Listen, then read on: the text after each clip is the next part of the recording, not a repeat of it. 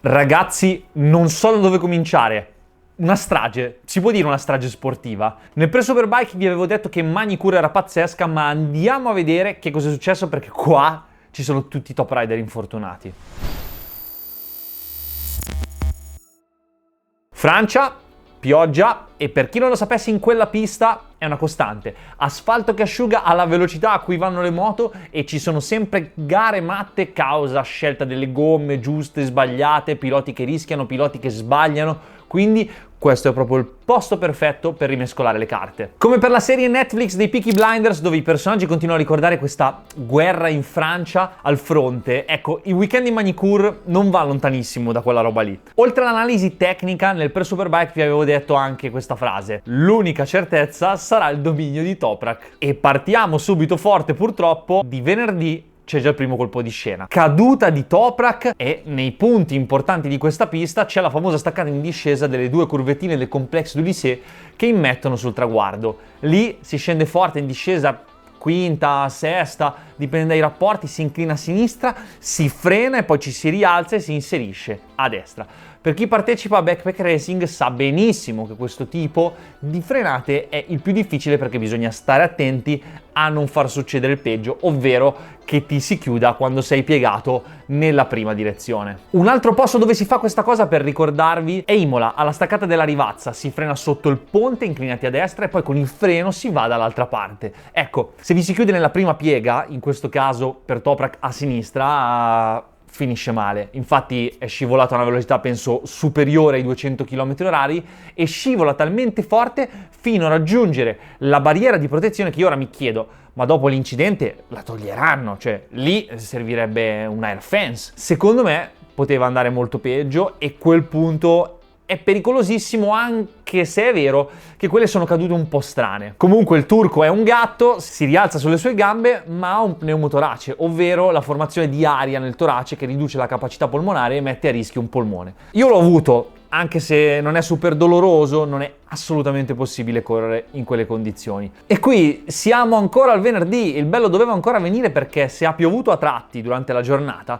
sabato è stato pure un weekend autunnale, grigio, cupo, con una pioggia che ha fatto anche rimandare la gara della Supersport nel pomeriggio. Poi non so se vi ricordate, nelle ultime gare si è sempre parlato del dominio Toprak dicendo: ah, dove sono le altre BMW? Beh, nella Super Pole bagnata hanno riempito la top 5. Van de Mark, Redding, Gerloff e con Toprak fuori dai giochi, quale occasione migliore per Bulega e compagnia cantante di accorciare le distanze? Nessuna! E ovviamente non la sfrutta nessuno perché in gara 1 Bulega cade coinvolgendo Johnny Ray che si infortuna ed è unfit. Incredibile! Toprak assente, nessuno sfrutta l'occasione, chi vince? Una BMW! Ma non erano dei cessi e solo Toprak vinceva grazie alle concessioni. Non ditemi che Van de Mark ha vinto per le concessioni perché giuro vi tiro una chiave inglese dietro. Van de Mark è uno specialista sul bagnato sin dai tempi della Stock 600 quando vinse l'europeo con il team junior di Tenkate. E in questo caso fa la cosa migliore che potesse fare un compagno di squadra: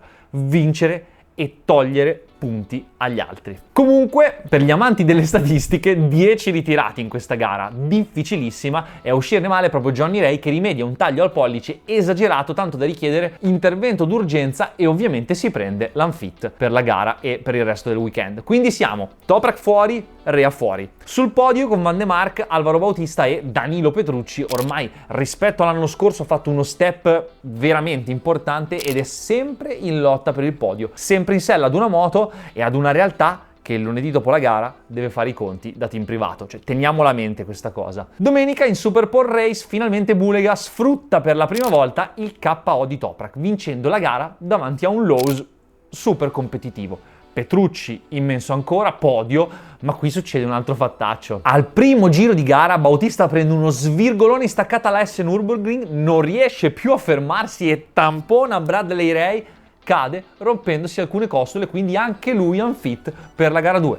Toprak, Johnny Ray, Alvaro Bautista, tutti fuori. Cioè, ragazzi, ve l'avevo detto che forse il meteo avrebbe modificato i valori in campo, ma qui ci sono 3 top riders all'ospedale e una situazione in pista che si è notevolmente modificata, e anche in gara 2 questo cambiamento è evidente perché Bulega vince la sua gara incassando 25 punti e si piazza a meno 55 da Toprak. E fin qui ok, ma durante la gara abbiamo visto, e in generale senza entrare troppo nello specifico delle posizioni, il lotto BMW molto competitivo con Gerloff che fa un podio esagerato dopo 2 anni senza podio, che dà fiducia in vista del suo prossimo anno da Kawasaki ufficiale. E a proposito di Kawasaki, mi sembra molto migliorata, visto che Bassani prima di fare l'errore e prendersi il long lap penalty era in lotta per il podio. È vero, magari non era il suo potenziale, ma durante l'anno quando mai l'avete visto lì? Evidentemente qualcosa l'hanno trovato. Si comincia sempre da qualcosa. Lowe's che va lungo e fa una rimonta esagerata. Rabat che comunque con la Kawasaki di Puccetti è vero che c'è qualche assente, però si è fatto vedere in zona punti. Chi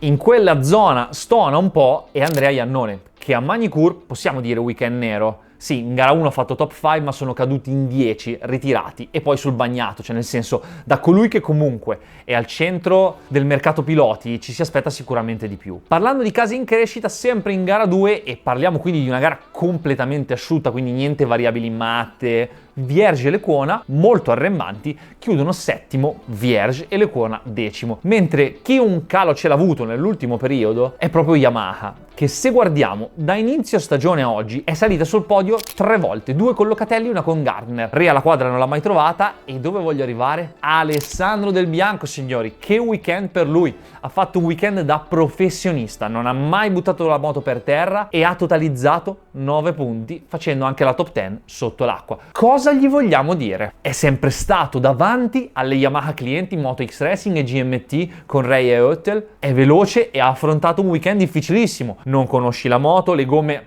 sì le conosci ma è parecchio che non le usi, primo turno asciutto, uno bagnato, uno un po' meno bagnato, e lui ha fatto il suo gran risultato senza fare danni. Signori, a Cremona con un po' di sole e un weekend un po' più in bolla creerà dei grossi grattacapi a tutti i suoi compagni di marchio. Occhio. Ora ci sarà un'altra breve pausa di una settimana e il circus andrà a Cremona, pista che tutti i follower del mio canale conoscono bene, ed è una pista nuova in calendario, quindi mi aspetto di vedere qualche valore sballato. E sapete cosa? Quando ci sono situazioni diverse come il bagnato, piste sconosciute, condizioni mezzo e mezzo, il livello assoluto, intendo di performance, si abbassa mettendo tutti o quasi più a livello, ed è per questo che mi aspetto molto lì a Cremona dalle wildcard come Del Bianco, mi aspetto molto da Locatelli che conosce molto bene la pista e da tutti i piloti che hanno necessità di mettersi in mostra e non dovranno combattere contro pacchetti tecnici super collaudati. Vi faccio un esempio: durante i test o le gare, se la pista è in buone condizioni, i team ufficiali o comunque datati o comunque che hanno molta esperienza con un determinato tipo di moto avranno sempre più informazioni rispetto a un team clienti o un pilota esordiente. Però quando le condizioni mutano e i dati e i riferimenti non ci sono più per nessuno, è qui che entra in gioco lo spettacolo. A Cremona ci presenteremo sempre con Toprak in vantaggio di 55 punti, che sono tanti sì, ma ce ne sono in palio 248 ancora, quindi direi che il campionato non è assolutamente chiuso e Toprak comunque dovrebbe partecipare. In ottica campionato, chi potrebbe ambire a un grande risultato, oltre a Bulega, che cercherà di giocarsela fino alla fine, è Danilo Petrucci, che non è lontanissimo dal terzo posto di Alvaro Bautista. Comunque, alla fine è stato un weekend incredibile e io non mi sarei mai aspettato così tanti forfait, soprattutto dai top riders in lotta per la classifica. Sono convinto che a Cremona, con il weekend posizionato in un ottimo punto del calendario, può essere veramente il posto giusto per uno spettacolo esagerato. Infatti mi sarebbe piaciuto andarla a vedere, ma correrò io per la finale di Hockenheim all'IDM, quindi niente, ma sono certo che sarà bellissimo perché l'autodromo in questi anni ha fatto salti mortali, ha investito un sacco di soldi per far sì che questo avvenga, quindi staremo a vedere. E ovviamente iscrivetevi al canale perché per Cremona ci sarà un pre-superbike esagerato e soprattutto questa settimana escono 2 video. Ciao!